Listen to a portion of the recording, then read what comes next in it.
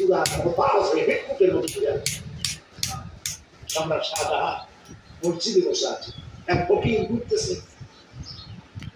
লোকেরা কয় ছোটবেলা থেকেই তোমার খয়রাত করতে দেখলাম, ভিক্ষা কি জীবনেও যাবে না তোমার? লোকটি বলছে আমি ভিক্ষা করবো ছাড়া আমার উপায়টা কি?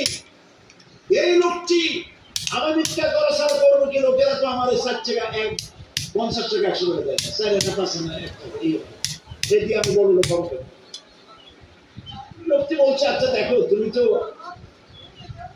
জায়গা মতো যাইতে পারো না, বাদশার কাছে যাও, এমন দেওয়া দেবে জীবনে আর খরচ করা লাগবে।